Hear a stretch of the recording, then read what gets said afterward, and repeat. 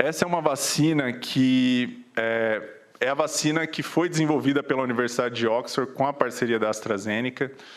É uma vacina de vetor adenovírus recombinante de chimpanzé não replicante e é uma suspensão injetável contendo 2,5 ml, 5 doses por frasco, e cada dose contém 5 vezes 10 a 10ª partículas virais.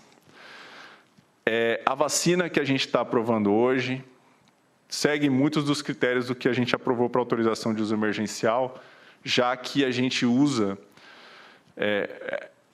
extrapola os dados da vacina que foi desenvolvida e que foi autorizada lá para cá.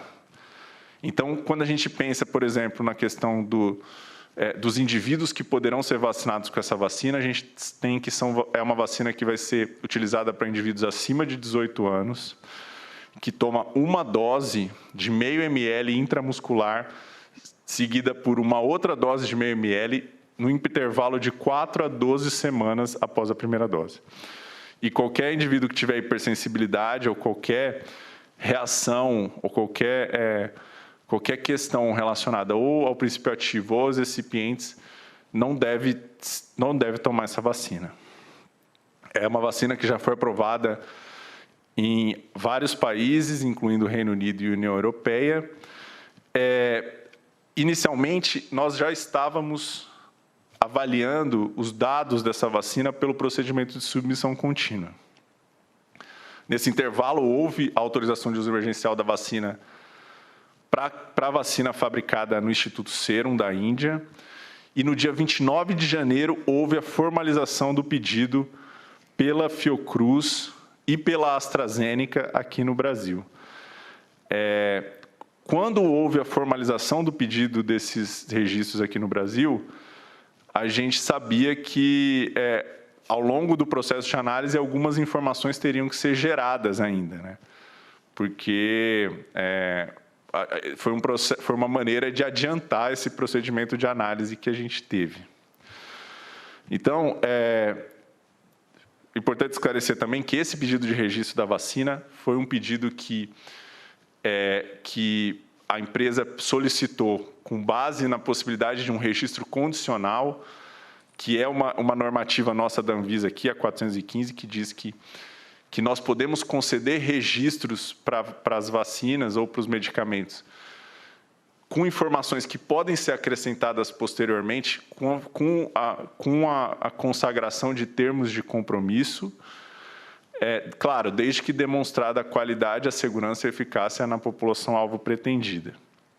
Essa é uma linha do tempo para mostrar para vocês tudo o que aconteceu, né? Então, os estudos se iniciaram aqui no Brasil em 2 de julho de 2020, e ao longo desse tempo a gente teve uma série de ações. Então, recebemos o primeiro pacote em novembro, a inspeção foi realizada em dezembro do ano passado nas instalações da China, na fábrica de Wuxi, que é responsável pela fabricação do IFA. A certificação foi concedida em 23 de dezembro. O pedido formalizado, como eu disse, 29 de janeiro, que nós já iniciamos a análise imediatamente, e o registro sendo concedido hoje. A gente teve um período em que teve uma exigência, né? A gente teve que exigir que dados fossem apresentados, dados relativos à fabricação do lote aqui no Brasil, justamente porque na cadeia produtiva da vacina que nós estamos aprovando hoje, existe uma diferença da que foi aprovada na Índia. Primeiro, pelo fato de que o princípio ativo, o IFA, ele é fabricado em WuXi Biologicals, que é uma empresa chinesa, e quando a gente fala de fabricação do IFA, a gente está falando da maior parte, né, da vacina. E o produto terminado, ou seja, as etapas finais de formulação em vase e o acondicionamento, né, ou seja, a maneira como vai se produzir a embalagem, etc., é feita aqui na Fiocruz, no Brasil. Então, é o que garante uma certa independência aqui do Brasil nesse aspecto. Na nossa avaliação, a gente avaliou substância ativa, processo de fabricação, controle de processo, comparabilidade de locais, de fabricação. Essa é uma questão importante, para que a gente possa dizer que a vacina fabricada aqui na Fiocruz é uma vacina que é comparável àquela que foi estudada nos estudos clínicos. A gente precisa fazer um ensaio, a gente precisa avaliar um ensaio de comparabilidade, que mostra justamente que a vacina que vai ser fabricada aqui na Fiocruz tem o mesmo desempenho que a vacina que foi estudada lá. Além disso, outros aspectos relacionados ao controle de qualidade, à estabilidade, às condições de transporte, tudo isso compõe o pacote de informações que a gente precisa avaliar. Esse produto é estável, prazo de validade que nós estamos aprovando é de até 6 meses, quando é armazenado entre 2 a 8, protegido da luz. 6 horas em temperatura ambiente até 30 graus Celsius, após aberto, e 48 horas sobre refrigeração. Dos estudos não clínicos e clínicos, né, a gente segue o mesmo racional que a gente fez na autorização de uso emergencial. A gente não viu nenhuma questão relacionada à segurança não clínica que impedisse o segmento para o estudo clínico, nenhuma identificação de segurança que ensejasse uma investigação específica. Foram 4 estudos principais para essa vacina, né, de COV1, COV2, COV3 e COV5, e teve estudo aqui no Brasil também. Nesse caso do desenvolvimento clínico desse produto, a gente viu que a eficácia ela foi demonstrada com mais certeza para os intervalos entre 8 e 12 semanas, e a gente viu aí que a eficácia gira em torno de 70,42%. Então, o Brasil, a gente teve, quando a gente divide em subgrupos para avaliar a eficácia, a gente vê que só no grupo do Brasil a eficácia deu 64,2%, mas isso é comum quando a gente separa, né? É importante deixar claro que é preciso avaliar a eficácia global para se chegar a uma conclusão de percentual. Então, em relação à segurança, a gente viu um perfil de reatogenicidade que é típico, leve a moderado. As reações mais frequentes foram sensibilidade no local de injeção, dor no local de injeção, cefaleia, fadiga, mialgia, mal-estar, pirexia e calafrios, e a maioria foi de intensidade leve a moderada.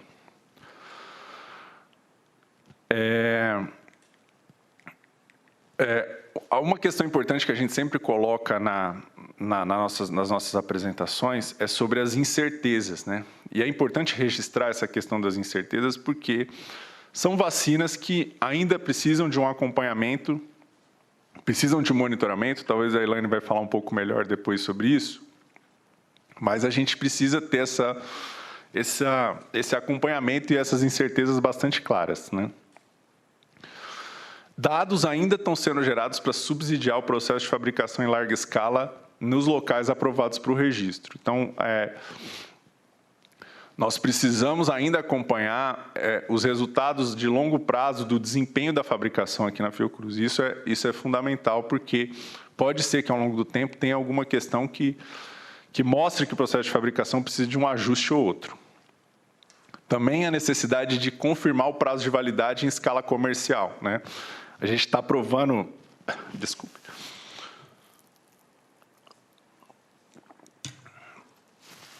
A gente está aprovando um prazo de validade que é de 6 meses, mas quando a gente observar o desempenho desse produto ao longo do tempo, pode ser que esse prazo de validade seja ajustado.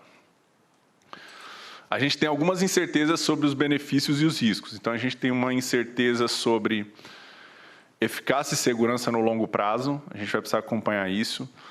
A eficácia em idosos é uma incerteza que a gente vai ter que observar. Se esse percentual que nós observamos na eficácia global, no grupo específico de idosos, se mantém. A eficácia no intervalo de doses... a gente tem maior incerteza em intervalo de doses mais curtos, então a recomendação é sempre seguir o intervalo de dose que vai estar previsto em bula.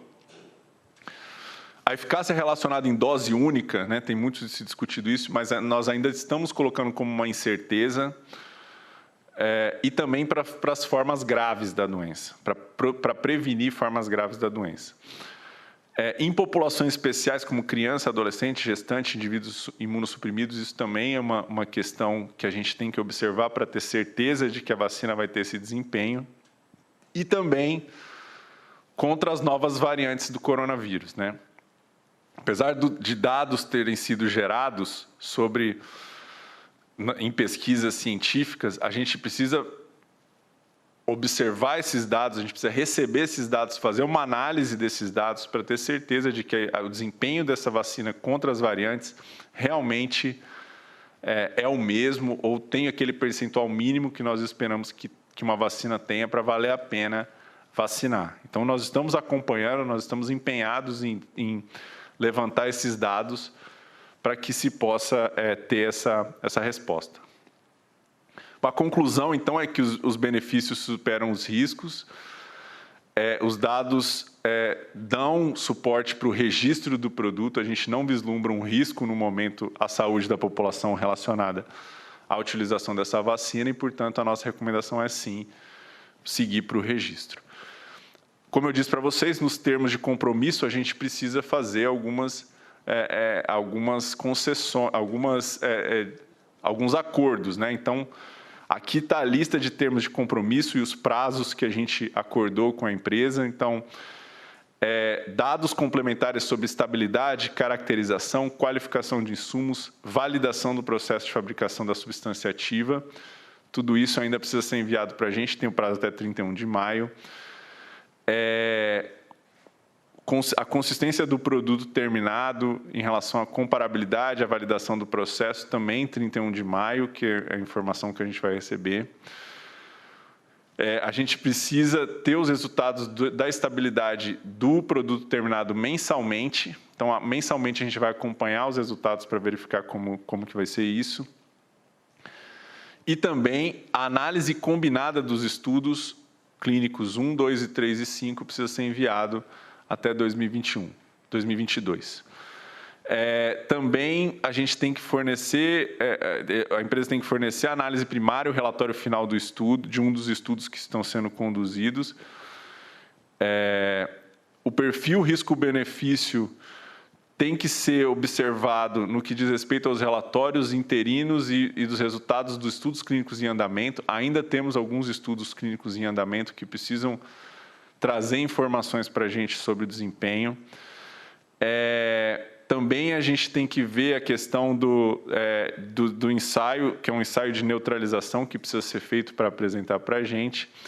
E o impacto das cepas variantes emergentes com importância epidemiológica no Brasil, a gente pediu que a empresa fornecesse, por meio do plano de monitoramento, até 31 de março de 2021, e os dados da nova variante até P1 até junho de 2021.